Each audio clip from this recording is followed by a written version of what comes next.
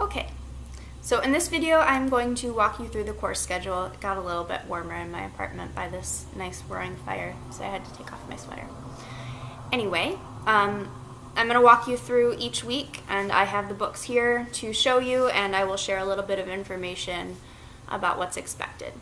So week 1, you're going to be watching these course introduction videos, and I would like you to read the introduction and first 2 chapters of The Rise and Fall of the American Teenager. So the point of this is to kind of get an understanding of adolescence as what we call a social construct, something that changes over time, not like a definitive like biological truth, but as something that shifts as culture shifts. So you're going to be reading the first 2 chapters and the introduction of this. You'll be doing the syllabus quiz, and there is a discussion board for this book. So make sure that you respond to that by Friday the 11th at 11:59 p.m. The next week is week 2.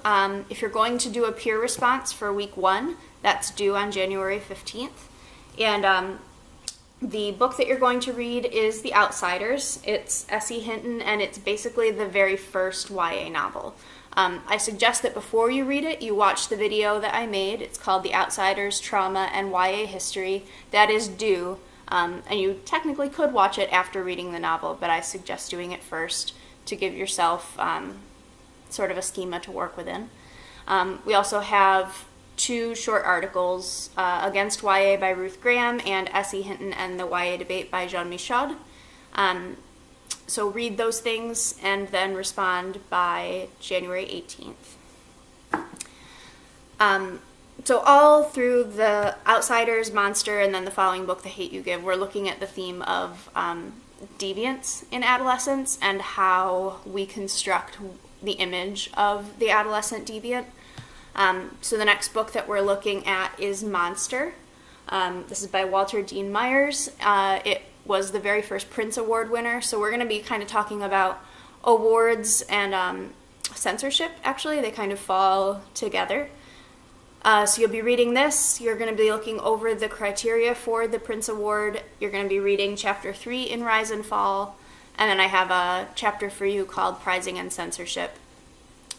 It sounds like a lot. It's really not as bad as you might think. One thing you might want to know about Monster is that it's kind of a different format. Rather than your regular prose, it's written as a movie script by the main character, interspersed with his journal entries. So this kind of gives us a chance to play with form and see how that affects our understanding of the story. All right. The next week is The Hate U Give. This is a new-ish book, came out in 2016, and the film just came out as well. This is our last look at deviance within the first bit of this course. If you're sensitive to, I don't even want to call it like bad language, but F-bombs, I guess, and words like that, then you might want to know, I guess, ahead of time that that's coming. I'm not going to offer an alternative, to be honest, because it's an important aspect of our discussion. So The Hate U Give is the next one. Please do make sure you read the book and not just watch the movie, and that applies to anything here that has a film version. They're different situations. I used to teach a unit on adaptation. We don't have time this semester because of the ways that breaks fall. But the point is that these novels get adapted and changed, and there are good reasons for those changes, but they're going to affect your overall understanding of the themes of the books. After we're done with that unit on deviance, we move into a unit on sexuality. So the first book we're looking at is Judy Blume's Forever. This was written in 1970, and it's really important for you to remember that when you're reading it and writing about it. This is really one of the first books to deal with teen sex in a way that wasn't all doom and gloom and fire and brimstone and death and pregnancy. So that's that week. Forever, we're going to be looking at Rise and Fall Chapter 10, which is about women, representations of young adult women, and an article kind of looking back on the novel retrospectively. The week after that, I'm giving you 2 choices. Speak is a very popular novel. It's a National Book Award finalist. and a lot of you may have read it in high school. This book does deal specifically with sexual assault, and it's discussed and described. It's worth a read, but if you think that you're not up for it, or maybe you've read this in high school and want to try something different, you can also choose The Truth About Alice for that week. They deal with really similar themes. They're both about like the high school rumor mill and sex and ways that we understand sexual relationships in teenagers. But this one does not include any like graphic sexual assault or, as I'm thinking about it, sexual assault at all. Yeah. So this is your other option if Speak is either something you've read before and you're not interested in reading again, or something that you think you're not in a place that you can handle. I get it. Okay. Though we are going to be reading an article that week about addressing sensitive issues through literature. But either way, whichever book you read, it will be applicable. The week after that is I Am Not Your Perfect Mexican Daughter. This is also a really new book, and it deals with sex and depression and immigration and all kinds of really big issues. Can't say enough about it. It's a really, really great book, but that's what we're going to be looking at that week. Okay, next is Aristotle and Dante. So this has won a ton of different awards, one of which is the Stonewall Book Award. That's what this little triangle with the pink circle is. And that is award, so is the Lambda Literary Award, both given for excellent books in LGBTQ communities. So that's this one. This is our look at sexuality that isn't heteronormative, because it's really important that we look at a diverse group of novels and understand how important that is and how important representation is. So we'll be doing Aristotle and Dante Discover the Secrets of the Universe, Week 8. Week 9 is a chance for you to take a breather, look over your posts and responses from the last several weeks, and kind of just reflect on how far you've come as a learner. That helps me out. It helps me understand what's working, what isn't working, and it kind of gives you a chance to notice and make connections that you might not have during specific weeks. So maybe you're reading Aristotle and Dante and it helps you understand something better about Forever. These responses are your chance to kind of point that out and discuss it. The week after that is spring break, no classes, enjoy. And the week after that is another week where you get to make some choices. So we're going to be looking at John Green, who is like the YA guy right now. And you can choose one of 4 John Green books. And I'm kind of doing that because I'm anticipating that some of you have probably read many of them before.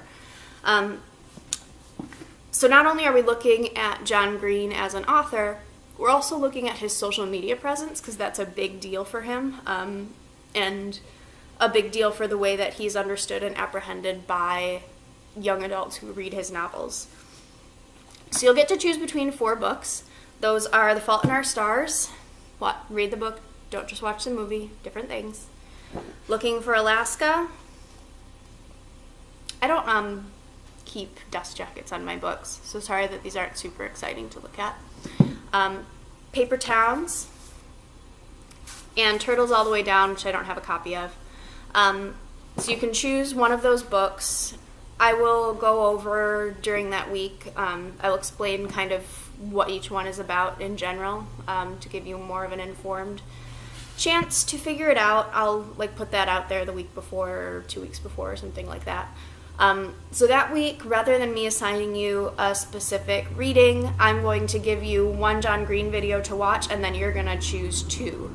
And that's what you're going to discuss in your weekly response. So the next week is Cinder, and I left it up in my office, but I would have to climb a ladder to get to it, and that's not worth stopping a video 9.5 minutes in to go do. So I will just tell you that Cinder is this really, really cool fairy tale adaptation of Cinderella in a sci-fi futuristic setting. It's the first in a 5-book series. For a lot of students, it's their favorite thing they read all semester. And there's going to be a video that week about fairy tale adaptations. It's very important to me that all of my students understand that Walt Disney did not write the story of Cinderella or any of the other fairy tales for the most part that many of you are familiar with, that those come out of very long oral fairy tale traditions from like the 1400s and from all over the world. So that's what we're going to be discussing that week, and talking about how different adaptations of fairy tales give us a chance to understand the cultures that tell them. So we'll be doing that week 12, and then the very last novel we'll have a chance to read is that two-parter Boxers and Saints.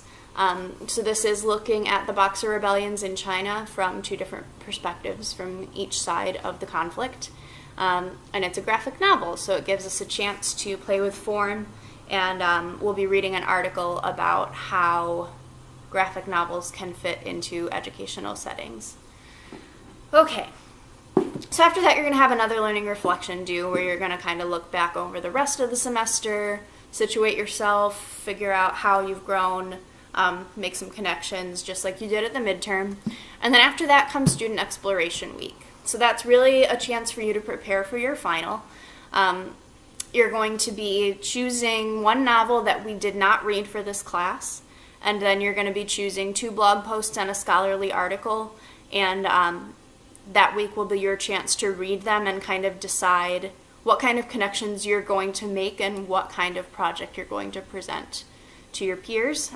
There will be another video that you can get more information about the final project for, and then week 16, the final projects are due at the end of it. So really, week 15 is your chance to read, make notes, figure out what you're doing. And then week 16 is your chance to write or video or work on your creative project or whatever your choice is. So that is the whole course schedule. If you have any questions about specific elements of them or what the assignments look like, that's another video. Go ahead and check it out.